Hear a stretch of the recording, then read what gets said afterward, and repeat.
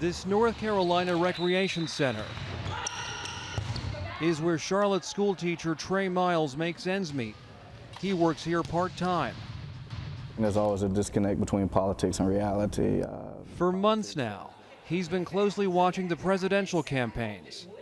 Even though Hillary per se would be making history being the first woman, it doesn't have that same vibe or that same feel as it did when Obama was running both terms. North Carolina is a major battleground. 22% of a state's electorate is African American, and this year their votes may be decisive. They turned out in such large numbers in 2008. They helped turn this mostly red state blue for Barack Obama, though he lost it to Mitt Romney 4 years ago. Among African Americans, Hillary Clinton has a clear edge over Donald Trump, but in early voting, their turnout is down from 2012. She is not a charismatic candidate in the way that Barack Obama was, and so knowing that most African American voters are inclined to support Hillary Clinton, in order for her to do well in the state, she not only has to get their support, she also has to get an extremely robust turnout amongst this group. Up in the air, the impact of recent racial tensions. In July, federal judges struck down the state's controversial voter ID law, calling it discriminatory. The police shooting of Keith Scott led to unrest in Charlotte. Then there are the voter suppression allegations.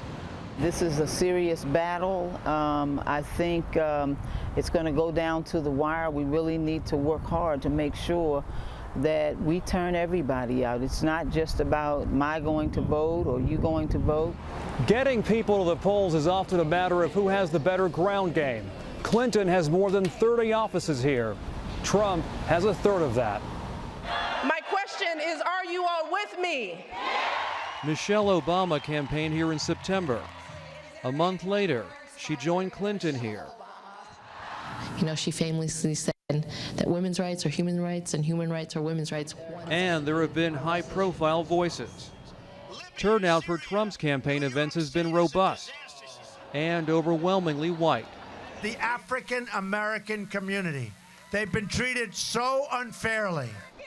He's deeply unpopular among African Americans, but he does have a prominent supporter in civil rights hero Clarence Henderson. I stand before you as one that knows what America's all about. And we gonna vote for our man Donald J. Trump. And others who say he inspires the American dream.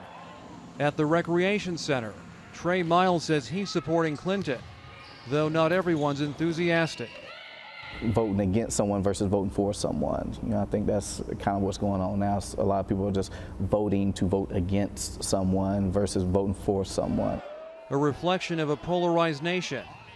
Days from Election Day. Alex Sands, The Associated Press, Charlotte.